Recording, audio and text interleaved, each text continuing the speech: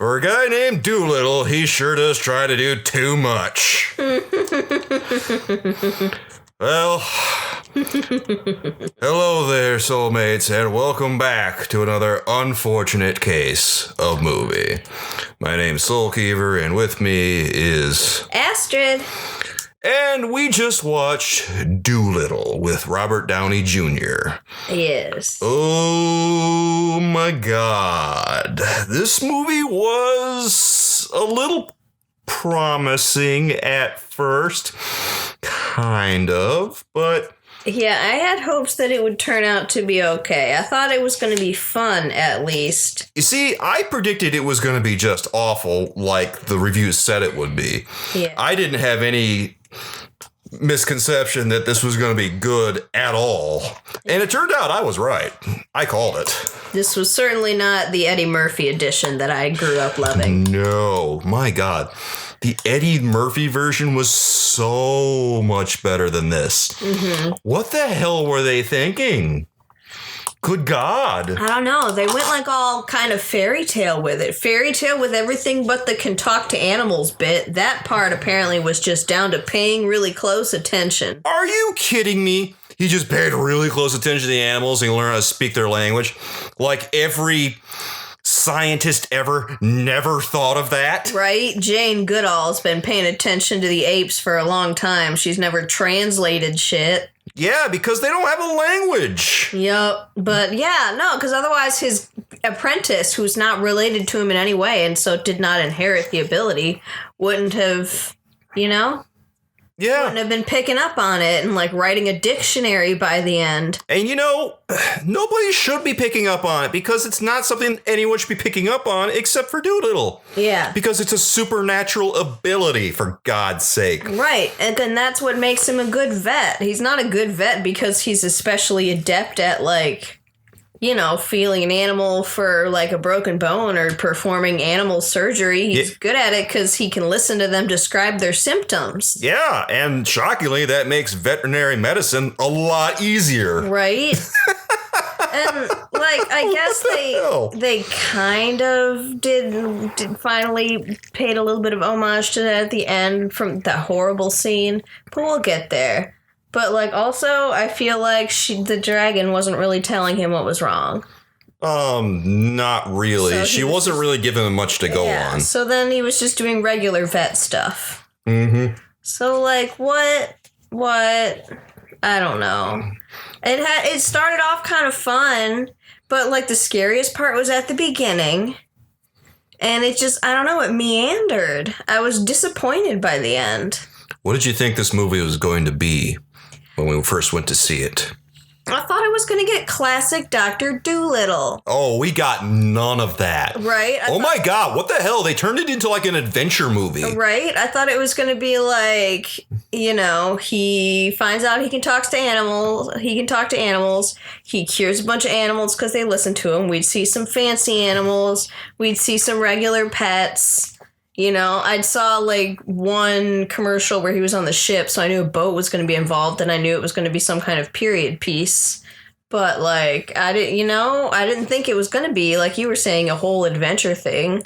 I thought it was going to be a regular Dr. Dolittle kids movie.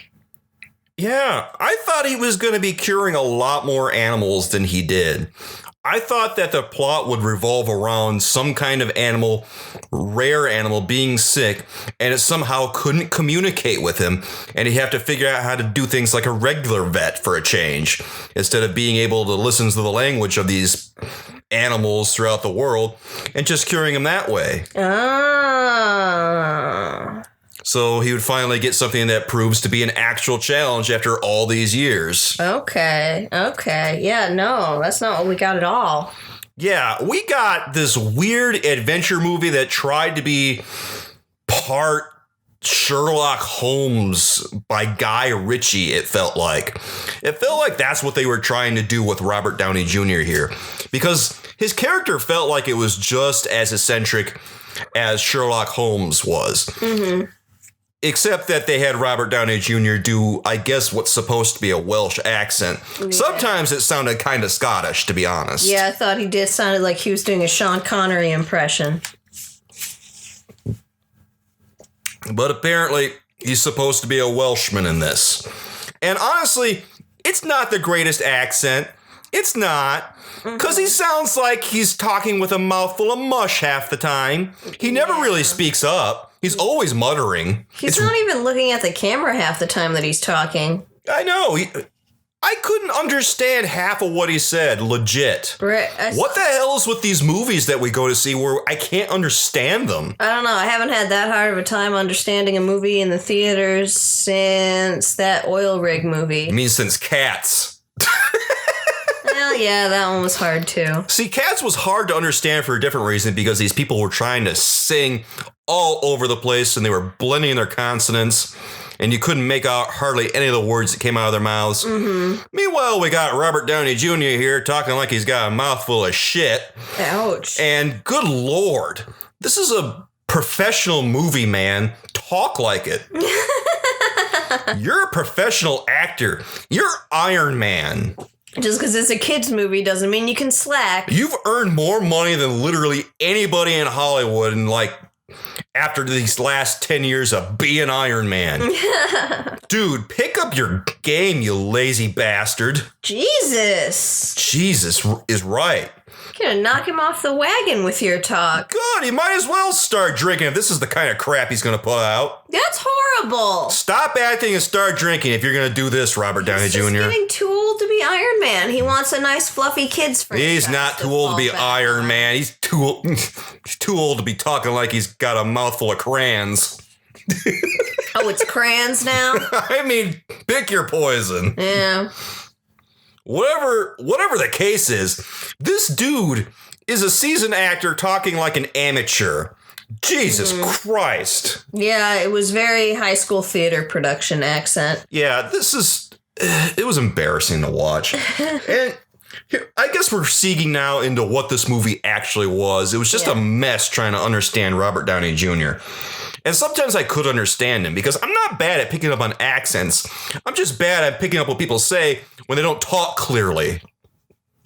Yeah, I get there's kind of two different things. That and the levels on the movie felt like they were off. Like it felt like the volume was so loud that we couldn't make out what they were saying because the noise would just kind of blare. And then the words they were saying would get all blended and everything. So maybe that part's in the theater. Mm-hmm. Maybe. Yeah, movie theaters are just loud. I don't know what to tell you there. Yeah, a lot of times that happens and it's hard to understand what people say because they're just blaring the volume too loud. Right. Other times, like in Robert Downey Jr.'s case, you got a really unprofessional accent going.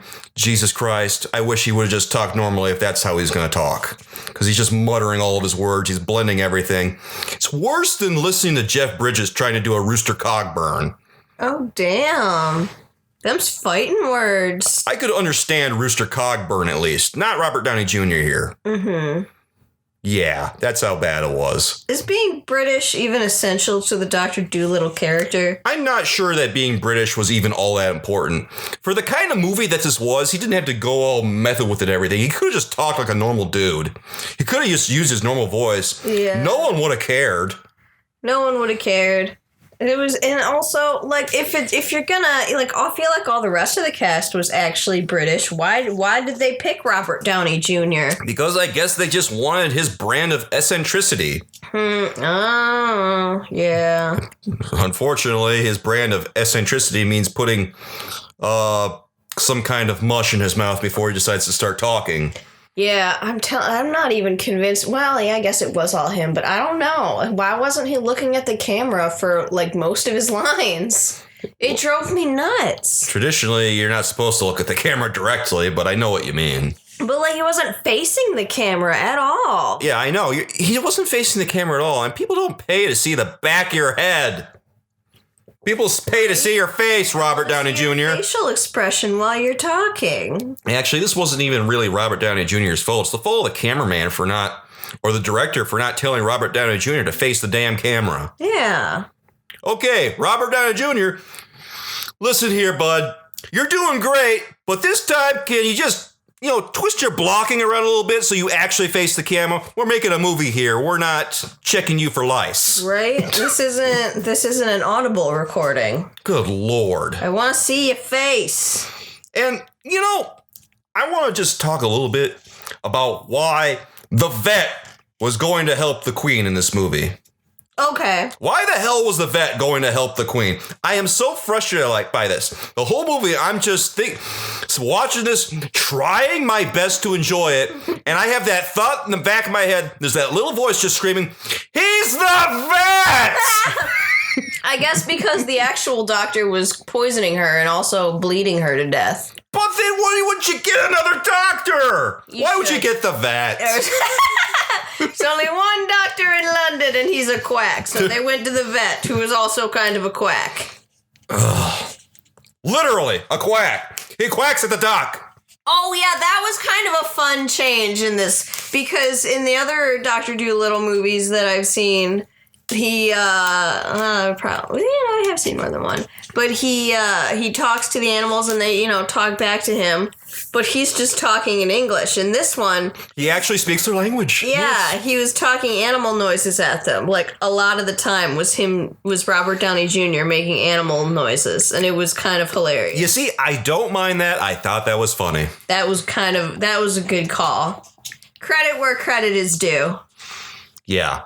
He actually speaks their language, and he looks like a nutter when he does it, because he's just quacking at the duck. And then when he talks to the dog, he goes... Yes. And it was great. And then he talks to the gorilla, he goes... Right. Yup. It's something else. He really did commit to that. I will give him. He committed to the full-on animal impression. Yeah, but... the whole plot of this movie was big and it was a mess. And they began the movie with a whole movie's worth of material here. Yes. Oh, Dr. Dolittle here got married to a woman from a faraway land. Yes. Who was delivered to him by his blood parrot. Yes. I guess. I think she introduced them. Yeah, the parrot. It was her parrot first. Yeah, the parrot introduced them, and they got together, and then they went on all kinds of adventures together. Uh-huh. And then they formed this veterinary office that was granted to them by the queen. Yeah, unclear to me. Could his wife also talk to animals? Yeah, that. I thought that. Maybe she was just fond of animals or something. Because it kind of seemed like her dad could talk to the cats. Yeah, that was weird. That was so weird. Her dad keeps a bunch of lions. Everything was just so weird. Like that happens in one of the extra plots that didn't need to be there. Her dad, played by Antonio Banderas. Right. Who's in the movie for a grand total of maybe 3 minutes. Yep. And yet he gets second billing or some nonsense. Second biggest name. Yeah, right. I haven't seen Antonio Banderas in anything forever. And then we just get 3 minutes of him? Why couldn't he have been the antagonist? Why couldn't he have just done one of the animal voices? Why couldn't have he been trying to get revenge for his daughter? That would have been a better plot than what we got. The jumbled mishmash that we got. Yeah, it seemed like he was gonna take revenge for his daughter, and then they just kind of blew through that whole plot point. No, it was like they didn't want the kids to be too scared. Yeah. Good Lord. Why'd you even introduce it if you weren't gonna run with it? Right. Why'd you even bother? They did that to a few things. They'd build up a tiny bit of steam about it, and then they'd just solve it before it got to be too scary. Why couldn't this just been a movie about him going to find his long-lost wife? I don't know. Why couldn't this be a movie where he treated some animals? Because based on the beginning... Well, that too. I thought they were going to treat some animals. Because it opens with this little boy who... Not little boy, but a kid. This boy, he's out shooting with his uncle and his cousin or something. And, was that his uncle? I thought it was his dad or something. I think it's his uncle because he's an orphan. Oh, that's right. See, I must have missed that part because I was zoning out a lot going, oh, is this movie going to end? Oh, God, what have we done here? Right. But anyway, yeah, you were saying. Yeah.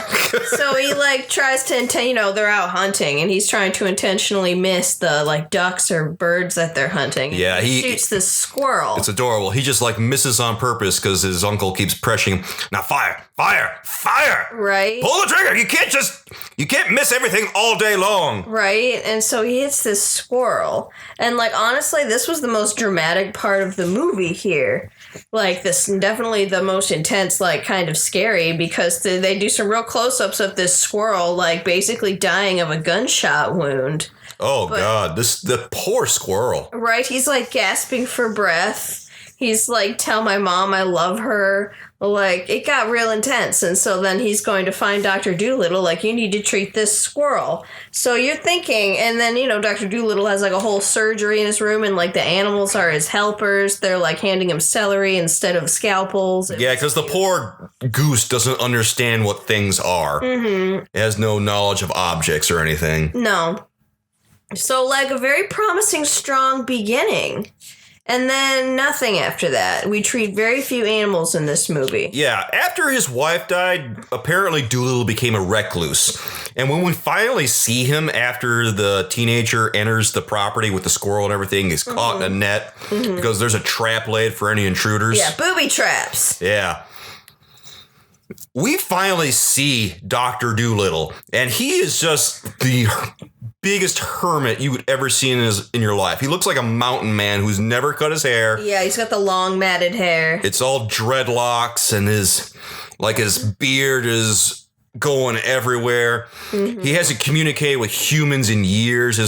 He only communicates with the animals on the property. Yeah. He's playing chess against the gorilla, or checkers. Yes. Was it checkers or I think it was chess. Oh, yeah, it was like mouse chess. Yeah, because the mice, they would dress up like the chess pieces, and then they'd tell them in mouse, because apparently the gorilla also speaks several languages. Who knew? They'd tell them where to go, and then they'd go there, and then kind of like wizard chess style, they'd, if they had like a scepter or something, they'd whack them with it, the little mice. They were like, it was kind of like a blood sport. It was a little brutal. It was pretty gnarly for a kids movie or a family picture. Right.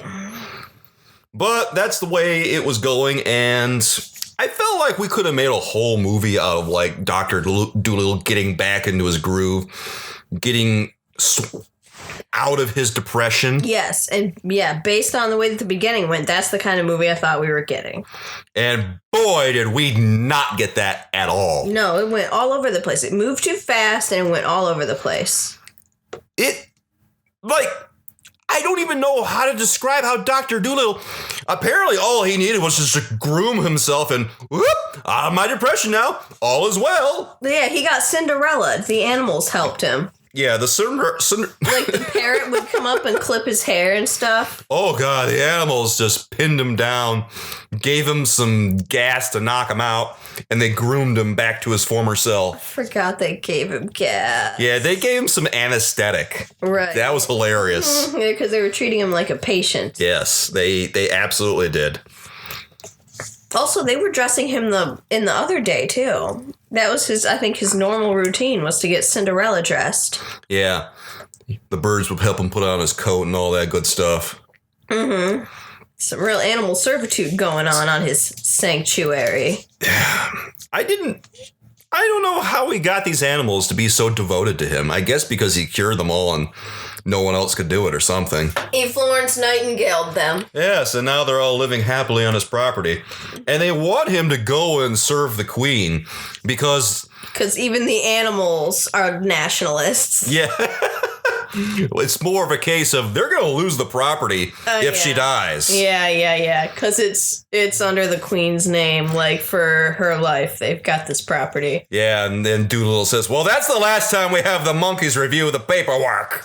Oh, yeah. Because I guess they had the monkeys looking at the legal documents. Right, and the monkeys said it was good, and so they signed it. Apparently the monkeys can read English. Maybe Dolittle should take a note here and realize that maybe in some cases we actually have to interact with humans in order to get business done. Right. Yeah.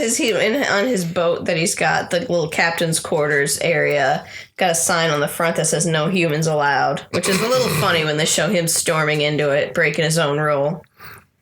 he doesn't consider himself human. I don't think he does.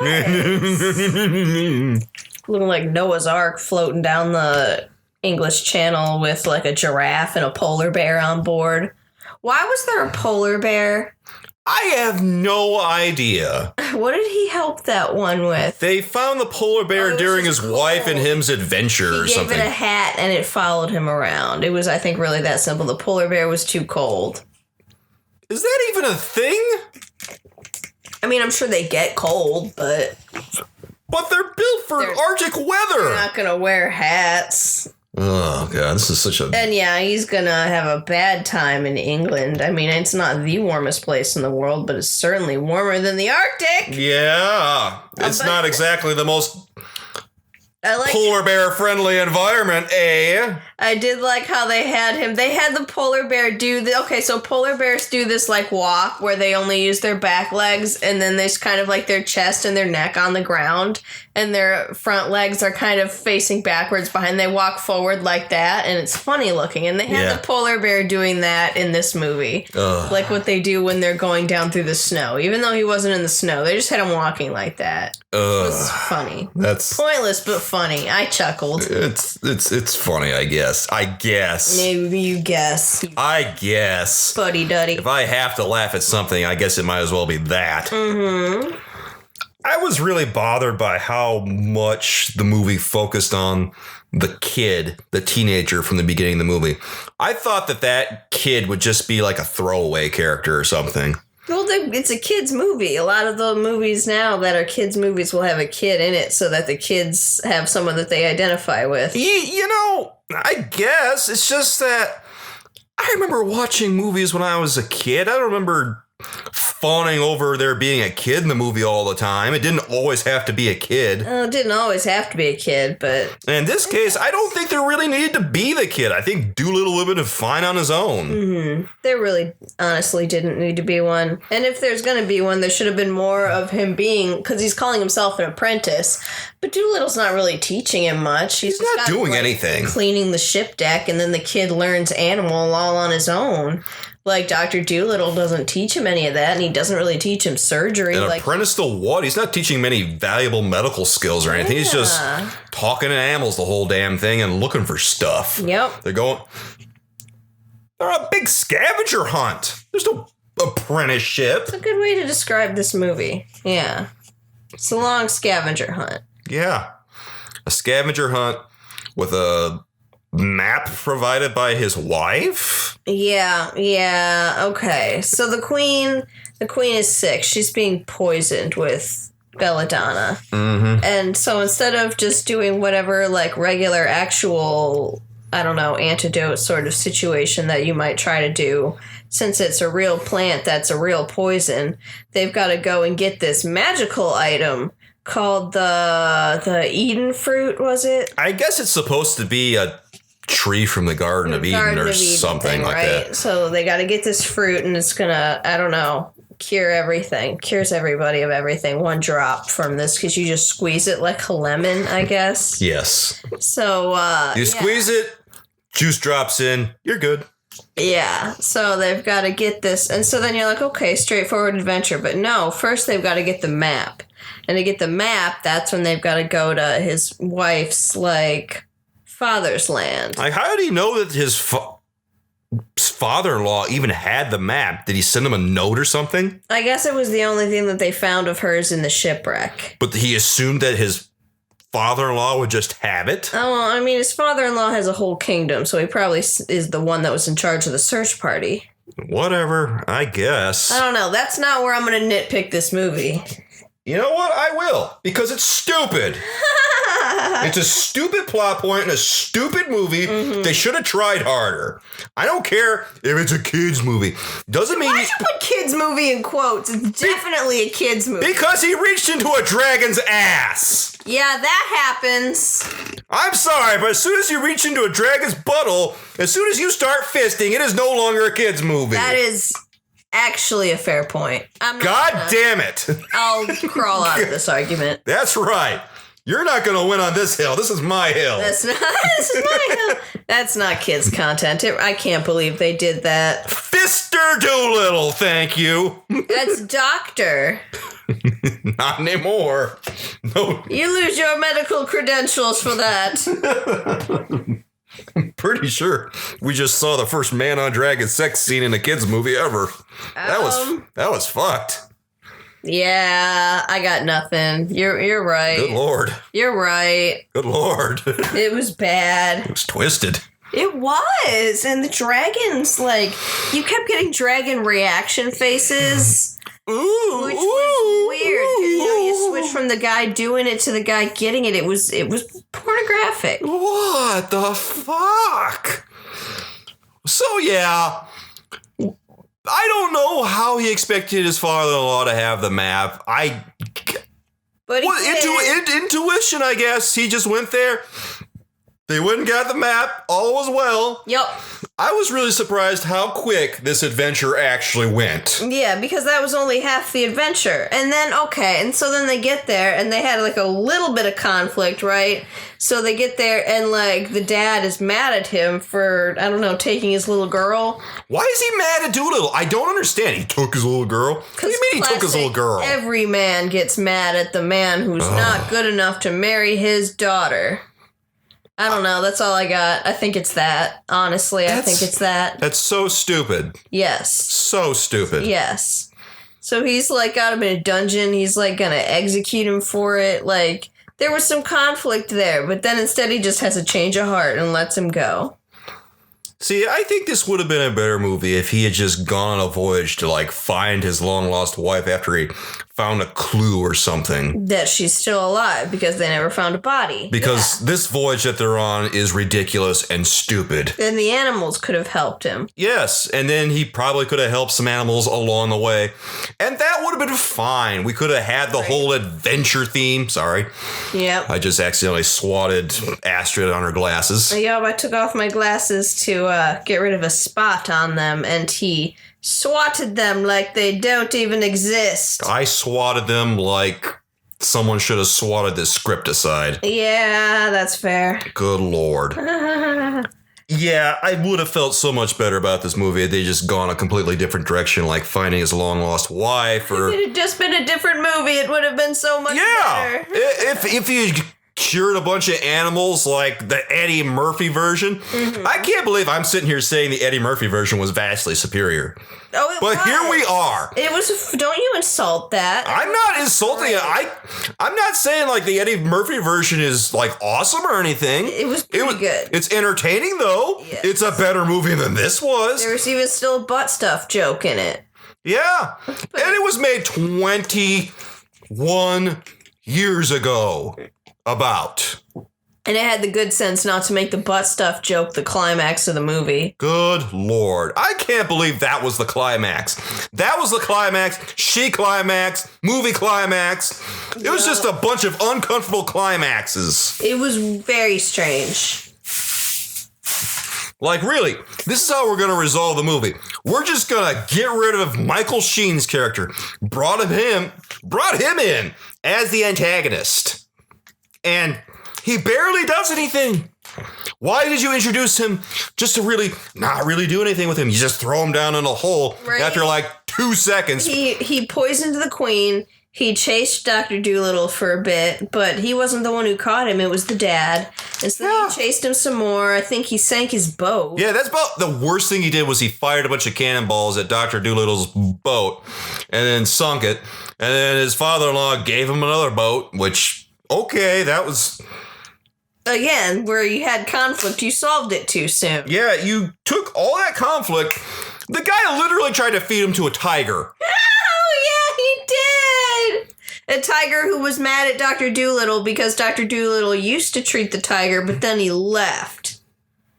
This tiger just has abandonment issues. Yes. Literally tried to feed him to a tiger, and then... couple of minutes later, he's giving him a boat. Yep. Really? Really? This tiger had some psychological issues. Yes. I never eat the right people for you, Daddy.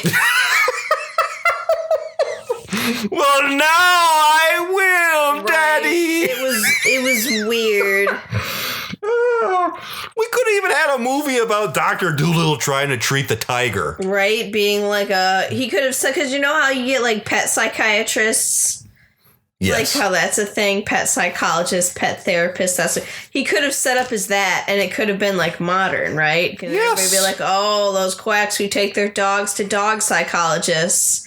And then it could be like, no, but this guy, Dr. Dolittle, he is the best. You got to go see him. Trust me. And then he treats the ultimate patient. Right. The vicious tiger. Yes. A tiger who escapes. Mm-hmm. See, this is what we always do. We come up with movies that are better than what actually was. Because it's not that hard to brainstorm something competent. Yeah. And also, our movie would have been paced better.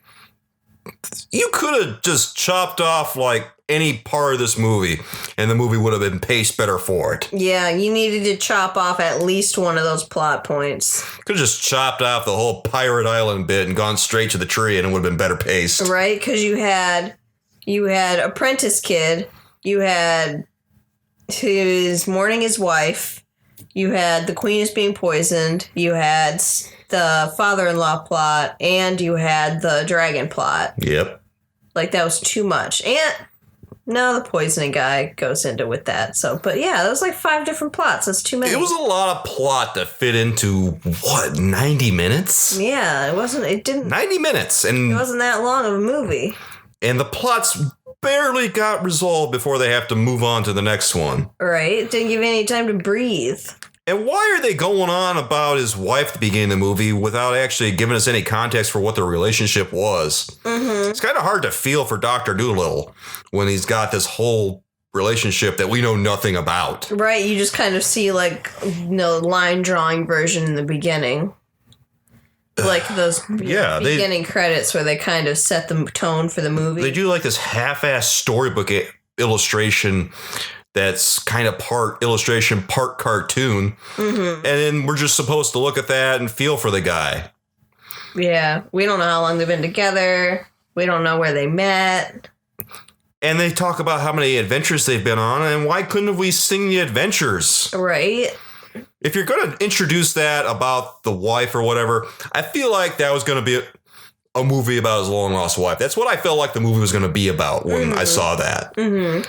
I never thought that any of this other weird garbage was going to happen. I thought, oh, he's lost his wife. She's lost at sea. He's going to find a clue that she's actually still alive someplace. And he's going to go out with all of his animal friends and he's going to try to find her. Right. He can just find out that she's like marooned on an island.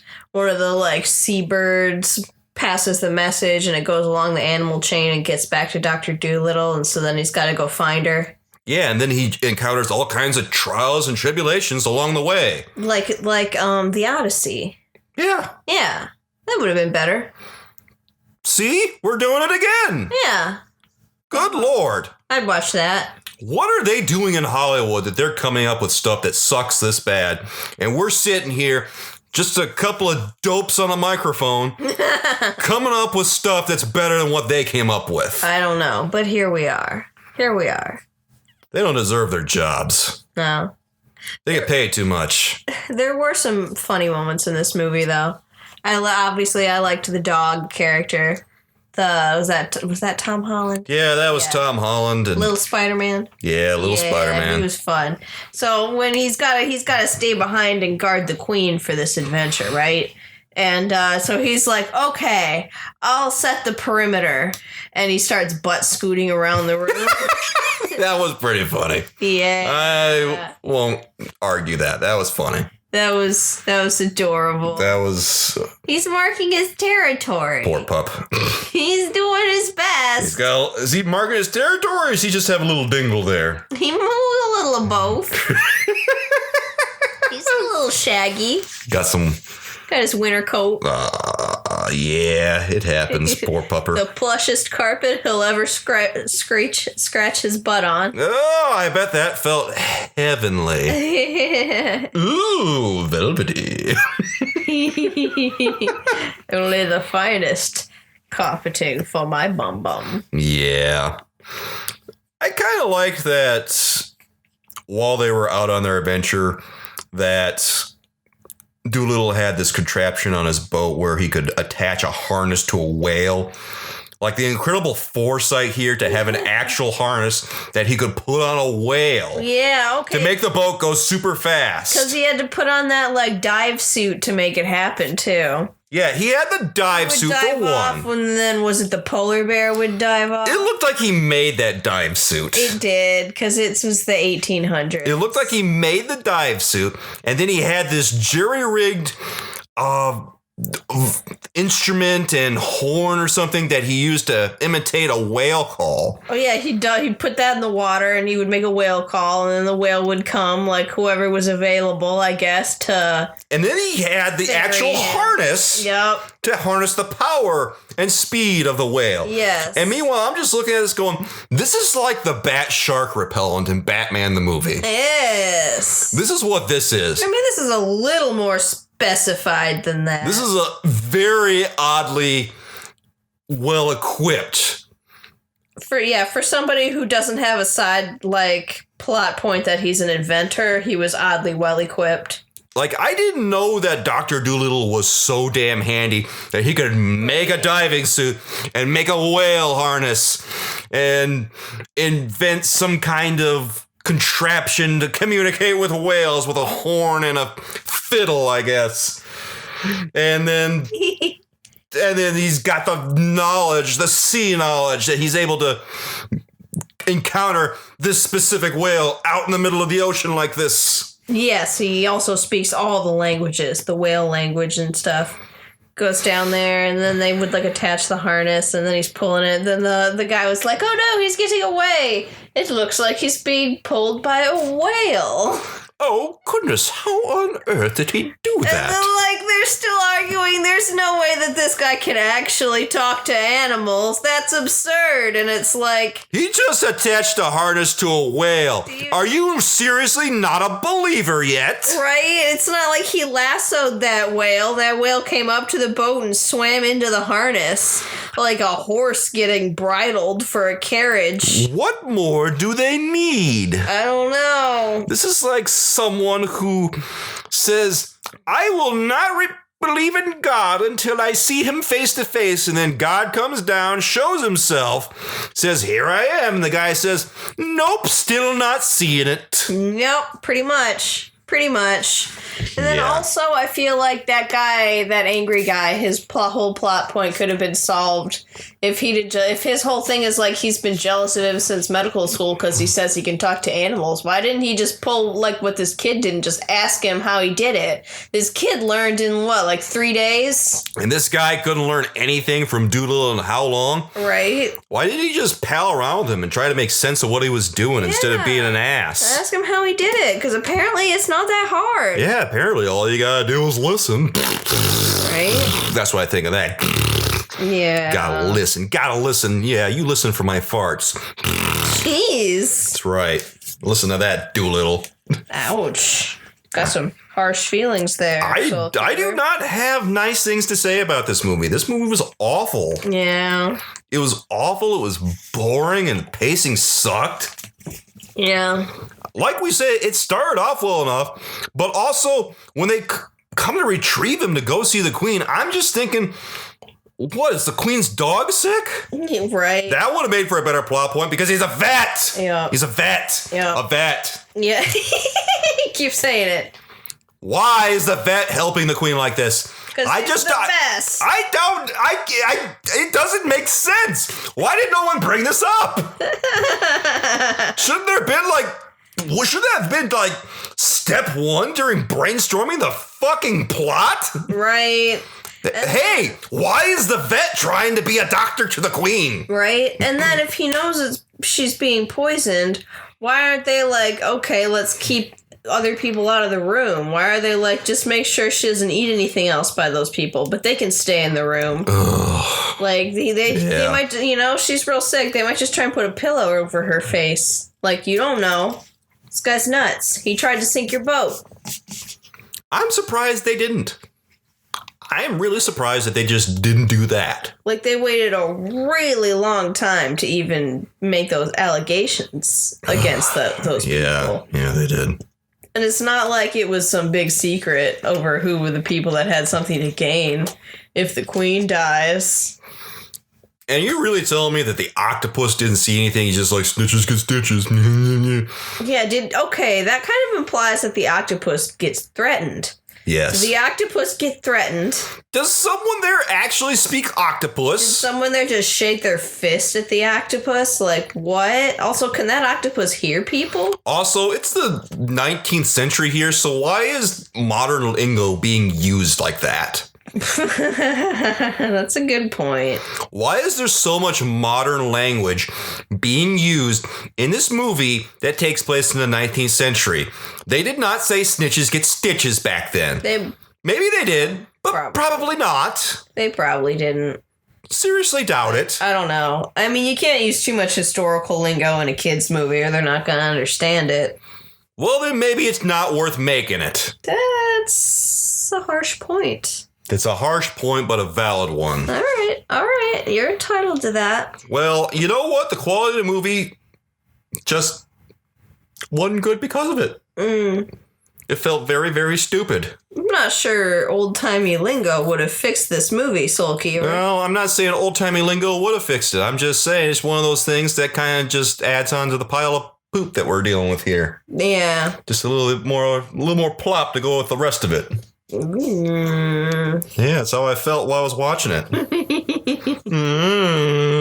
Yeah, that's how I felt watching that end bit. So what was it? Who threatened the octopus that he's not talking to Dr. Dolittle? Presumably the other doctor. Was it the doctor that was doing the poisoning, or was it the old fat guy doing the poisoning? I think it was the old fat guy. Okay. Yeah, they really had no consequences for him until the very, very end. Because he had the poison in his pocket, dumbass. Kept it on his person. Yeah, what was he thinking? That's like rule number 1 of being a royal poisoner. Don't keep it on you. It's certainly not just all willy-nilly in your pocket. If he's like a royal do-gooder or whatever his position was, wouldn't he have a patsy to do it for him? You'd think. Or you gotta be willing to die for it, and you gotta take that poison as soon as they catch you. Yeah, I guess. I'm just caught up on the octopus. Like, you're still there! I don't know how the octopus didn't know anything. The octopus is there all day long. That octopus would have seen stuff. And there's no reason the octopus wouldn't talk to Dr. Dolittle. Yeah, okay. Well, as long as we're back on the octopus, why is she keeping an octopus in her bedroom? I don't know, but it's there and it should have seen something. What? And also, I think that's a kind of a small tank for that octopus to be sharing with those fish. Mm-hmm. That's not a big enough space for an octopus. No, those are smart. He's smart. He definitely saw something. He absolutely did, and he doesn't want to talk. And if he had just talked, this movie would have been over in maybe 10 minutes. I feel like... I don't know. I feel like the girl would know, too. Didn't she kind of get a vibe for who was bad and who was good? Yeah. She knew. So people just kind of need to listen to and believe kids. I guess so. Which is not a terrible moral for a kid's movie. Mm-hmm. But then focus on it more. Hone in on it. Don't be so spread. Here's what could have happened in this instance. Okay, we're at the point where, the Queen is sick. There's no turning back from this plot point. We're already here. This is happening. So Queen is sick. They're getting the vet, and she's got an octopus. All right. We've set the scene. Okay, fine. But then Dr. Dolittle, after he talks to the octopus, could have found out, oh, this guy's doing it. Yep. Swell. Okay, well, apprehend him, please. Well, we still have to go out and adventure because we got to get this mythical fruit to cure her or else she's going to perish. Right. And so they go out and get it. And, then the rest of the movie just, happens. Maybe bring back a couple extra fruits so you don't need to make that arduous journey. Yeah, just in case she happens to need 2. Right? Like somebody eats one before you, somebody else gets sick. Maybe plant one over here. Plant 2 so they can pollinate. Yeah, we're going to make some serious money off this miracle fruit here. Yep. Also, wasn't there like a weird thing where like you can't put it on a map, like where this tree is? You have to already have been there. I don't remember. And, like, that's why they couldn't just get a map. That's why they needed, like, her journals to try and figure out how she got there, because she was the only one who knew where it was. I legit don't remember any of that. Something like that. There was something, I think, where you can't find it on a map. There's no map for this. What, are the forces of nature just preventing them from writing it down? It was like Pirates of the Caribbean. Just a mythical curse guarding it so hard that it reaches out into the vast corners of the world and stays thy hand from writing down the location of this holy tree. That, or every cartographer who's ever gone there to map out the territory has been eaten by that dragon. No maps allowed. We don't believe in such wizardry. And that's why that dragon has an impacted colon. Less armor, more roughage, he told him. That happened. He told him more greens in your diet, less armor. Oh my god, yeah, I know. This dragon scene was wild. It was the worst. It was super uncomfortable. Like, I didn't want to be there. Like, they have the encounter with Michael Sheen's character, right? Because he brings his army there, and then they finally have this big showdown that you think is going to happen. Yeah. And they start battling a little bit. Mm-hmm. And you're like, okay, well, fine. This is cool. Some action is finally going to happen. But then, no. Dragon comes to life because the entire cave is just filled with the body of this dragon. Right? Not very observant of you, Dr. Dolittle. And the dragon just takes out everybody who's trying to fight. Yes, this dragon is pissed. It is mad as hell, and it is not going to take any of the arrows. It's not going to take any of the gunfire. Mm-hmm. Everybody's going to go. And within the next couple of seconds, she knocks Michael Sheen's character off into the abyss. Yes. You hear him go like, ah! And I'm just sitting there going, what? Really? The antagonist here is dead already? Yeah. That's how it ends, huh? That's what I'm saying about it. It was like they were afraid of scaring these kids. And they resolved things too fast before they could get scared. You know, if you're going to introduce an antagonist, the protagonist has to endure a little bit of peril. Right? They'd rather your kids see a dragon being fisted than a little bit of conflict and peril. Are kids just not allowed to see peril anymore? No, it's too perilous. Oh, quite. I literally remember watching a movie called Homeward Bound when I was a kid. That movie is filled with peril. Yeah, I know that movie. There is nothing but peril in that movie. Right? Homeward Bound, Dumbo, Fox and the Hound, Bambi, all those kids' movies. Yeah, so much peril. Full of peril. I watched Batman all the time when I was a kid. So much peril because he's Batman fighting supervillains. Yep. Every superhero thing that's ever been, so much peril. Right. And are you really trying to tell me kids are not allowed to watch peril anymore? I'm not sure that they do. Good Lord.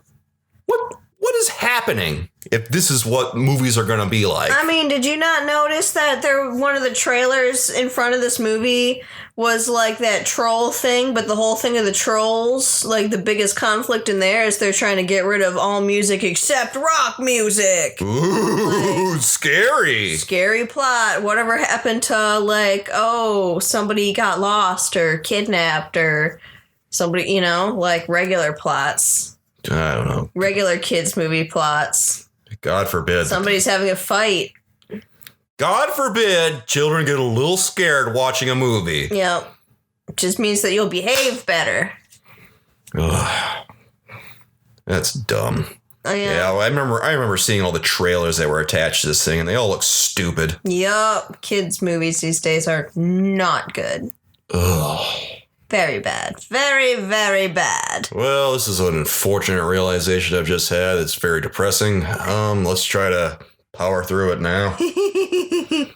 Same way Dr. Dolittle power through that dragon, am I right? Oh, yeah! Oh. He didn't even wear a glove. of. Dude, he's got to wash his hands before he handles that fruit, but he didn't. He didn't. He got that fruit. He brought it home. He squeezed it into the queen's mouth. Now she's cured of her belladonna poisoning, but she's got sepsis. Oh, good luck curing that mythical dragon sepsis. Ooh. Right. Ooh, Lord have mercy. Yeah, he's just pulling all that stuff out of that dragon's butt. And Yeah, it's he just, pulled a few things out. he's pulling like a whole war chest full of stuff out of her butt, and she's just farting at him. Right. Oh, yeah. There was that long fart that, like, knocked the little... What was that little thing that sits up in his hair? Oh, the mouse or the whatever it was. Little, like, flying thing. Yeah. Flying squirrel, maybe. Something like that. Knocked it out of him and blew him back a little bit, and then he keeps going, and she just keeps on farting while he's pulling stuff out. Yeah, it was ridiculous. And I guess some of the kids in the movie theater were laughing at it, but Yeah. I don't think it was the big laughs that they were expecting from this scene. No. Ooh, and like you're somebody who likes butt humor and fart humor, and you didn't seem impressed. It wasn't all that funny. What was wrong? Was it just situationally not funny? I think it was just situationally not very funny. Like, it wasn't like it was a well-planted poop joke or a fart joke or anything. Yeah, they just kind of... It was just kind of there. It just kind of in happened. there. Yeah. You know, if you don't time a poop joke or a fart joke, it's like any other joke. If it's not timed well, it's not very funny. If you're just putting it there and, oh, he's pulling stuff out. Whoa, didn't see that one coming.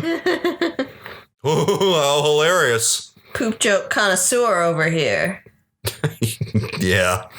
I mean, it's the foundation of good humor, am I right? You do always argue that.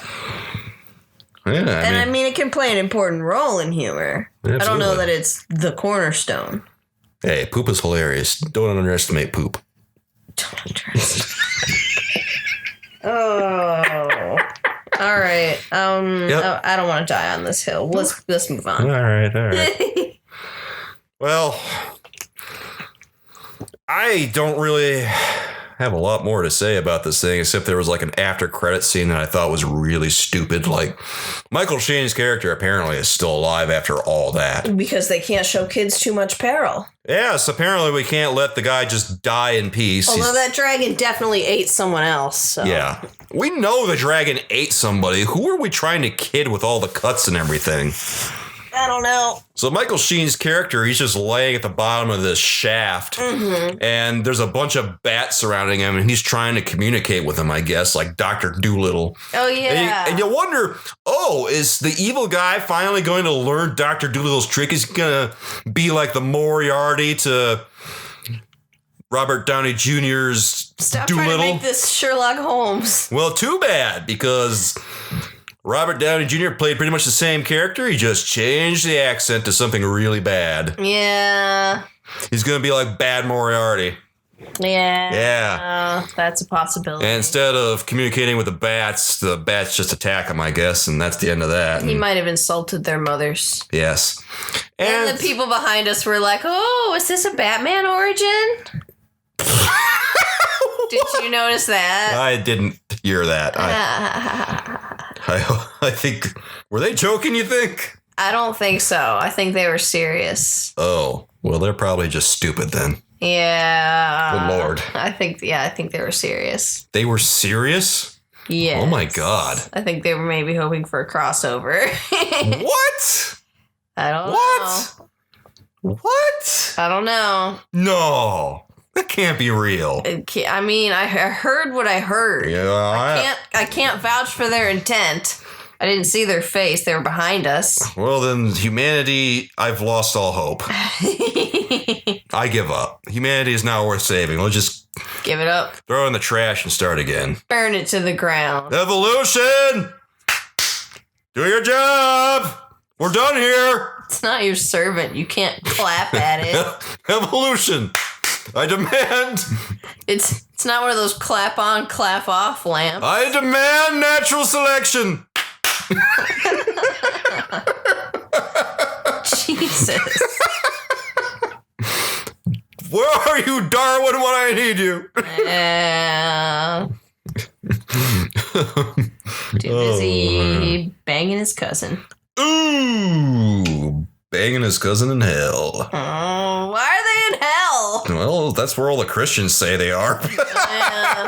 Yeah, I guess that's true. Good Lord. Well, with that, why don't we go into our reviews for Dr. Dolittle? We've, of course, culled some reviews from RottenTomatoes.com because Dr. Dolittle, of course, is still in theaters. It has been released on Amazon, so can't very well go there. And our first review for today comes from Camille, who says, CGI was great. Everyone thought RDJ was fabulous. Strong character arcs as well. So much better than Little Women, which was the worst, most disjointed, and most disappointing film version of that book to date. What? The silent film was even better. What? 5 stars. Oh my god! Why are you hating on Little Women? I don't know why that she's hating on Little Women. Why is she even bringing up Little Women on a review of Dr. Dolittle? What the hell did Little Women do to you? I don't know. Jesus. What's wrong with people? Wow. All right. Really, really harsh. Our second 5-star review comes from Alex, who says, I didn't know what was happening the entire time, but Robert Downey Jr. screaming like an animal the whole movie was pretty dope. 9 out of 10. Yes. A review I can get behind. Yes. Thank you. And finally, our last 5-star review comes from Robert. Finally, this is the Dolittle remake / sequel I have been waiting for since the disastrous Eddie Murphy version. I genuinely enjoyed this movie. This movie was made with children in mind, and my 5-year and 7-year-old daughters loved it, but I found myself very entertained as well. If you are an adult that does not have young ones, you are probably not going to be impressed. I have to have kids to enjoy this. Your 5 and your 7-year-old, you find it appropriate to see him having a long session of reaching up into a dragon's butthole? It is so weird what people's expectations for their children are these days. Clean family fun, right? Like, really, fisting a dragon is okay, but having a little bit of peril for the main character is not. Right? We're supposed to be teaching them how to wash their hands after they poop, not play with it. And eat fruit. Yup. Oh, I'm just going to wipe my butt now, and I'm going to eat an apple afterward. Don't need to wash. Good. Just like Dr. Dolittle. Is this movie made by an anti-vaxxer? Possibly. God damn it. Fruit will cure poison. God damn it. What the hell? You don't need to inject an antidote. You just need nice natural fruits in your mouth. The anti-vaxxers strike again. I can't stand it. Go away. Get your vaccinations, you dick. Yeah. Yeah. I will die on that hill. Well, let's go to our 1-star reviews now. The contrasting opinions who happen to agree with our point of view regarding Dolittle. And our first one comes from Doug, who says, this movie was bad. That's putting it lightly. The story was weak. The acting was bad. I expected the movie to be bad, but I thought Robert Downey Jr. would at least put in a good performance. He was awful. Oh. He acted like he knew this was a dumpster fire.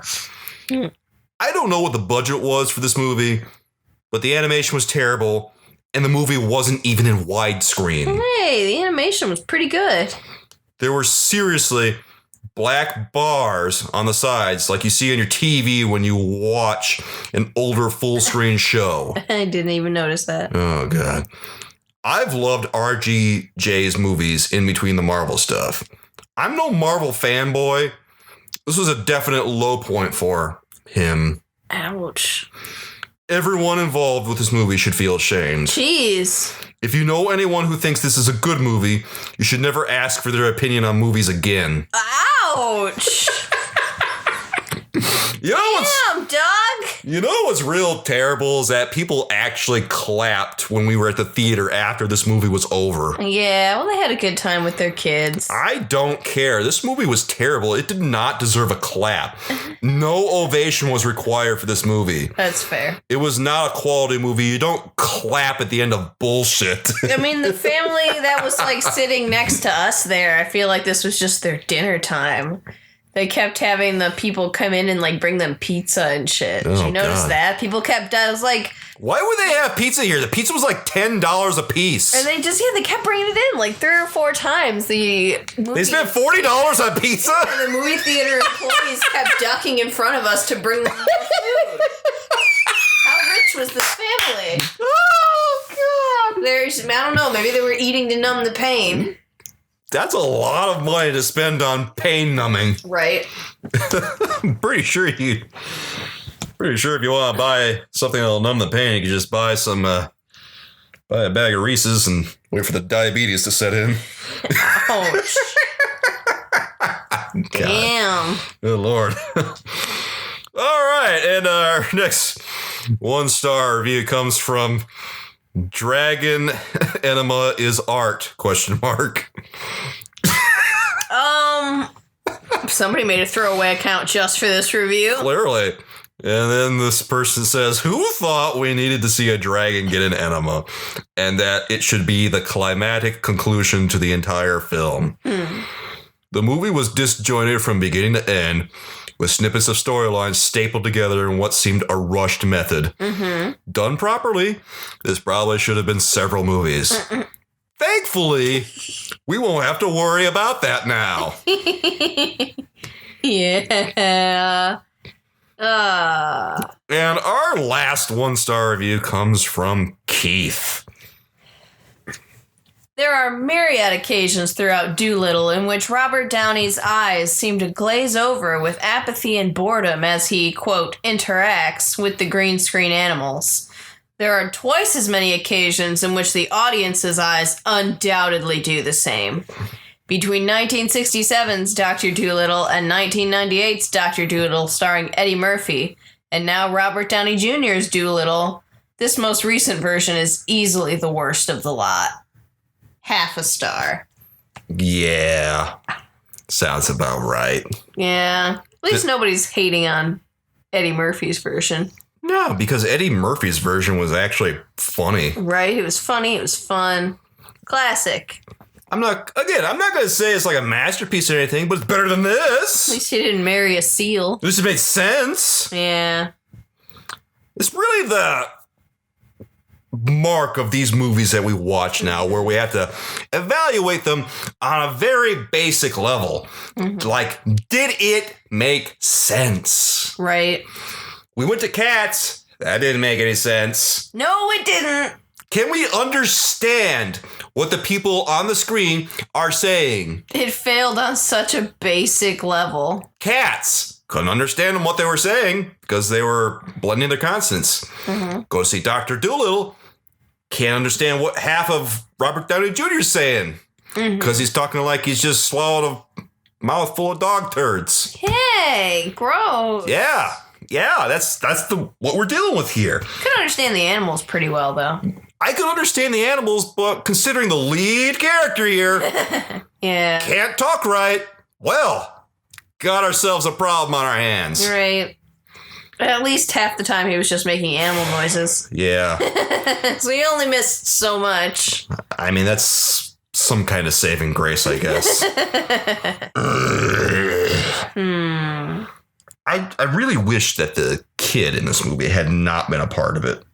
I didn't have any interest whatsoever in this kid that was supposed to be his apprentice. Yeah, I thought he was going to have to earn the animal talking to animals gift, but he didn't. It just started happening, and it happened really fast. And it was such a disappointment just for him to be able to talk to animals so easily. Right? And then him and that girl get together for, like, no reason. She's not going to get together with him. She's like an entirely different class than he is. She's not going to get with some pauper like him. Yeah, she was like a lady. She was like next in line for the throne or something like that. Kidding me? She's not going to go out with this schlub. Right. And she wasn't even in most of the movie. She stayed back with the queen. She doesn't even know who he is, and she's going to get together with him? Yeah, it's not like they bonded on an adventure. He was just the boy who brought in a squirrel that he shot and then picked some fruit. That's all she knows about him. That's literally the extent of their relationship, and they're making goo-goo eyes at each other. Right. They don't know each other from Abraham. Who are you trying to kid? Yep. Movie, get over yourself. Yep.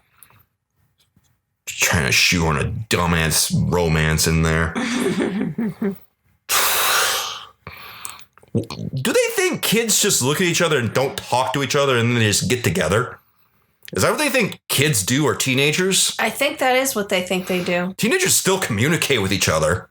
Yeah. They still communicate and then they get together. It's not like they just say, mm-hmm.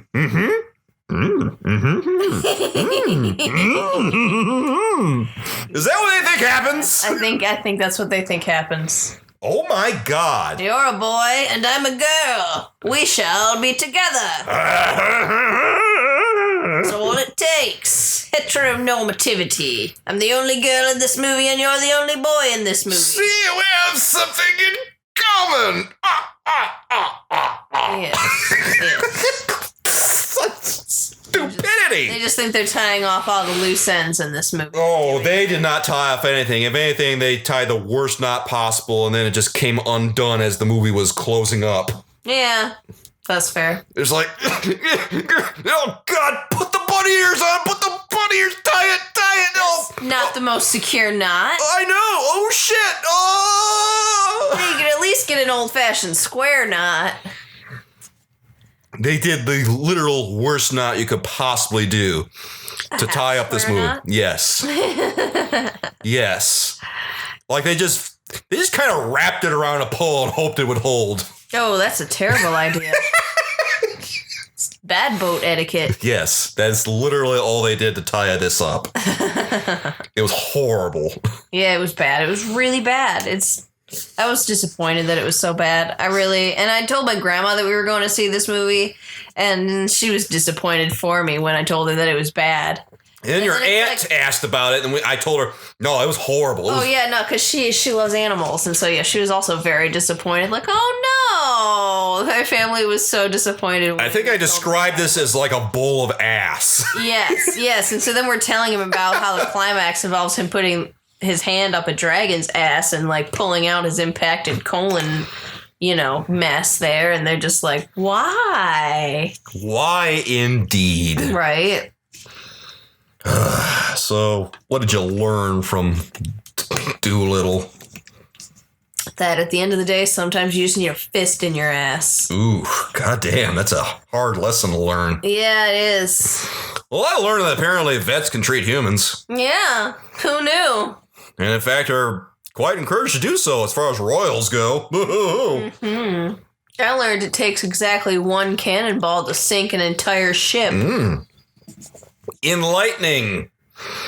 I learned that you just have to listen to animals if you really want to understand what they're saying, and then you will be able to communicate in their language. Yeah. Imagine all these years I have just not been listening to my cat properly. I'm going to meow her later and see what's up. I can't believe all this time when you've been going bork, bork, bork at my dog that you've actually been chatting with her. Think about that. What kind of conversations do you think I've been having just by going bork, bork, bork at your dog? I don't know. She kind of tilts her head at you when you do that, so you might be saying something. I might be saying something really stupid. You might be. Or you might be insulting her. Or maybe you're telling her that you're in love with her, and she's like, dude, that's uncomfortable. I'm a dog. Well, we shall dig into this plot further, I think, in the near future. Okay. I learned that polar bears and giraffes can survive in the English climate. I learned that gorillas can beat tigers. I learned that gorillas could play chess. Hey, what do you know? That's not... He did beat that tiger with the gold teeth. Yeah, he took that tiger down. Yeah, he like threw him against the wall and stuff. Gave him a good beat down. Mm-hmm. He really beat that tiger up. Yeah, I guess they did have some peril in the movie. Yeah, just not for poor Dolittle. Just animal on animal, brutal violence. Yeah, apparently that cuts the mustard, but not Dolittle getting into peril. Right. Ugh. What's up with that, guys? What's up with it? I learned that the antagonist doesn't have to actually be the antagonist. You can just show up in the final scene and then bow out gracefully by falling down a hole. Oh, Yeah. In fact, that is the best way for an antagonist, just to, shuffle out of the picture very quickly. Don't make a scene. Just, get out of here, guy. We don't need you anymore. Heroes reach this goal. You're good. Go to lunch. I learned that stick bugs are snitches, but octopi choose life. I learned that bad guys hide their weapons in their pockets. Oh, yeah. That was a bad idea. That was stupid. They don't actually use any discretion at all. They just keep the weapons right there on their person. Most obvious place. I learned that I should be careful what I write in my journal, because if I die at sea, my family might enshrine my journal for everyone to read. I learned that every father is actually a pirate father, and he's actually very angry at his son-in-law. Oh, well, obviously. No son-in-law is ever good enough for their little girl. No! Despite being a world-renowned doctor. Yes, well, or a loony bin man, depending on what school of thought you follow. Well, I think he probably falls squarely into loony bin land. This guy probably heard that his daughter was going out with this guy that talks to animals. He's like, oh, God. And then he meets him and he's like, chimp noising at him. And he's looking at the guy going, so the rumors are true, sir. Oh, yes. Unfortunately. Well, this has been most unpleasant in my reckoning. He's looking at her like, honey, anybody else? Please. Marry the chimp. Marry the salesman. Marry the fisherman. Right. Anybody else. Literally anybody. Marry the guy who shovels shit. Just not the guy who talks to gorillas. Yes, this grifter is up to no good. No good can come from this man. He's a con man. Yes, pretty much. He probably wouldn't be that far-fetched in saying this guy's a con man. Yeah, you can definitely see how people would think that. Especially because he's talking. I can't get over how funny it was when he's talking to the animals in their language. I guess the last thing I learned from this movie would be that geese make terrible medical assistants. Every time you ask for the scalpel, he's just going to give you celery. Absolutely. You should not allow that goose in the operating room, bro. Should have had the gorilla passing the medical implements. Because at least the gorilla is, kind of sort of related to us, so they have some brain power. Dolittle, don't you know anything about evolution, or did you pick up all your science knowledge from, I don't know, your Bible? Oof. Indeed. Well, judging by the way that they go to the Garden of Eden to find this freaking tree. What was with the weird Christian metaphors? I don't know. Why did they have to shoehorn that into the movie? That was weird. And it kind of bugs me that they took all the time to be like, it's just about paying attention to animals. There's nothing magical about learning their language, but then also you've got the Garden of Eden tree and you've got dragons. So it's not that you're opposed to there being a magical plot point. You just don't want it to be where it makes sense for it to be. It was really inconsistent in that regard. Like, I really don't get why the talking to the animals was not supernatural, but then they have to put in the tree with the fruit of the knowledge of good and evil. And they got to put in a dragon. And they got to make another reference to said dragon in a previous scene where the character played by Michael Sheen, the antagonist, talks about how Dolittle wrote a paper about dragons and their possible existence. Oh, yeah, they did do that. And he describes it in a mocking tone, and then they finally see the dragon, and he's like, oh, it's real! Yup. My word! Yeah, which they could have done more with that. I don't know. It was just a movie that was chock full of too much, and yet somehow the adventure at sea felt like it was so short. Yeah, there was, It was a weird feeling. They didn't pace it right. Yeah. And they had all the peril in, like, the beginning and the middle and none at the end. Like, you had this long fight with this tiger, But then, like, when you got the dragon, you should have had, like, an even bigger fight, and it was just the fisting instead. I know. Weird sentence. They literally had a bigger fight with the tiger than they did the dragon. That was weird. Mm-hmm. Instead, we got a whole bunch of dragon ass. Yep. And for that, I give this movie one impacted dragon colon. Ooh. And a squashed Eden fruit. I will give this movie one long butt scoot around the perimeter.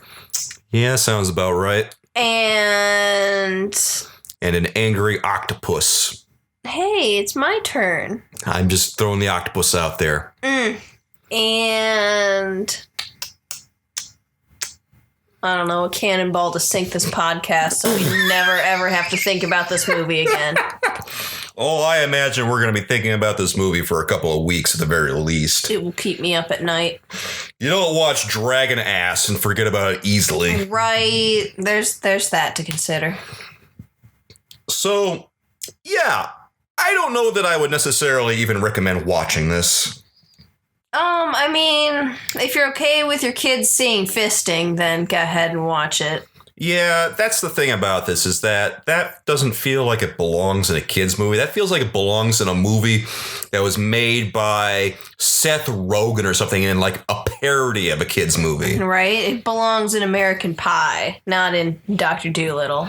If there were a fantasy movie made by any number of these comedians like, I don't know, Jonah Hill or Seth Rogen or Adam Sandler. Yeah, Adam Sandler. Adam Sandler would fist a dragon. Mm-hmm. There's another weird sentence. Yeah, he'd totally do that. Can we isolate the audio clip of you saying Adam Sandler would fist a dragon? God damn. Oh, boy. Yeah, that would be totally a thing in an Adam Sandler movie. But right. Here we are with Robert Downey Jr., Iron Man, post-Iron Man. Yep. There it is. Yep. Thank you. Thank you, universe. This is just not what I wanted for the first movie we go to see in 2020. Yeah. What the hell? We've really set the bar low. We've set the bar so low, I'm not sure we can limbo past this. I think we can only get better from here. I think we gotta knock the bar down and raise it up again. We gotta cut our losses and cut a whole new branch. Yep. This bar is so low it has poop on it. It's got dragon ass on it. Yep. Can't use that anymore. It's infected. It is. You know what kind of strange mythical diseases you're gonna get. Like the smallpox. Gonna get some kind of weird form of dragon scale like in Game of Thrones or some shit. You can get, what was the disease that they got at the end of the Sword and the Stone? Oh, I don't remember. Did they go turn to stone or something? No. That witch lady, she got like the spots on her. Oh, I don't know. Going hot and cold. Oh. Because Merlin turned into a germ. Okay. Mythical germ. I don't remember any of that. Okay. You're talking about stuff I don't remember. Okay, I'm sorry. We need to rewatch The Sword and the Stone. To and fro, stop and go. That's what makes the world go round. Yeah, I don't remember any of that. Wow. You keep referencing it. I don't remember it. You're just talking to nobody right now. This is a breakupable offense. Lo siento, I guess. I don't know what to do for you. I don't remember any of that garbage. Wow. Yeah. I know what we're doing when we're done with this podcast. We're going to go get something to eat, probably. Right? No. We're going to go on Disney Plus and we're going to watch The Sword and the Stone.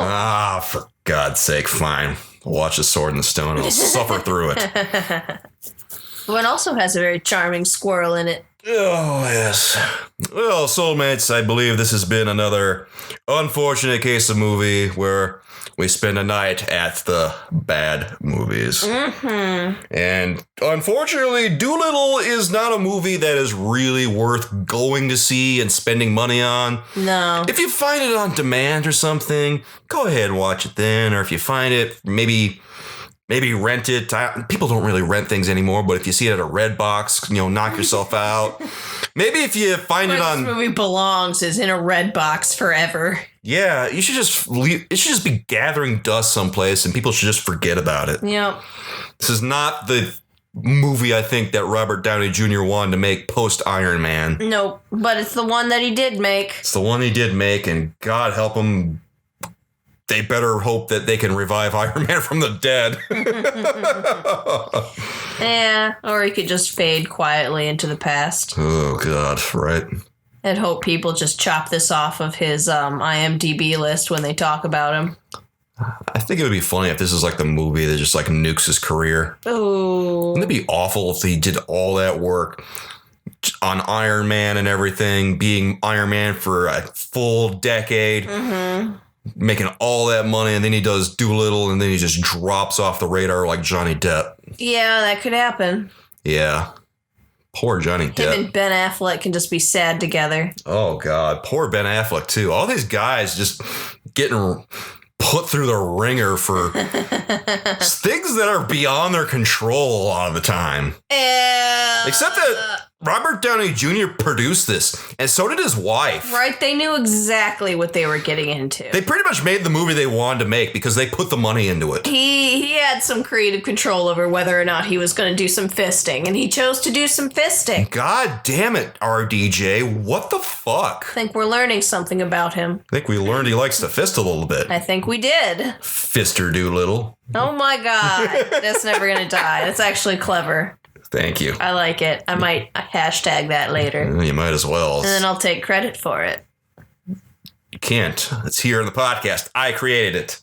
Yeah, but what are you going to do? Enter this into court evidence? No. Nobody will ever believe you. It's not worth it. Nothing regarding Doolittle is worth it. Let the record show, everybody. Yes. Well, I don't know what we're going to do next time, guys. I feel like we were planning on watching Tall Girl for our bad movie review. We also have Justice League, and we've been meaning to talk about that because, God help us, we saw that in theaters, and the image of Superman's quivering mustache has never left my mind for these past almost 3 years now. Yeah, how did they mess up his chin? How did they bungle that one?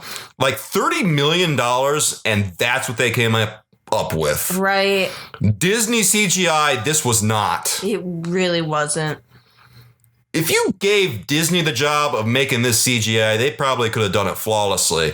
Apparently, we've discovered Warner Brothers' limitations. Yeah. Why didn't they just wait to release the movie until he wasn't busy filming the thing where he needed the mustache? That really would have been the thing to do, but they did not do that. And wow. Boy, this was a mess. I remember sitting in the theater watching Justice League, and like that was the first thing that came on the screen, and my eyes widened, my jaw dropped. I literally was looking at the screen. It looks like they fixed his face in Microsoft Paint. Yeah. If only you guys could really like see my face right now, you would understand my feeling. I'll just have... We'll talk about it later, and I'll have Astra describe it to you. Yes.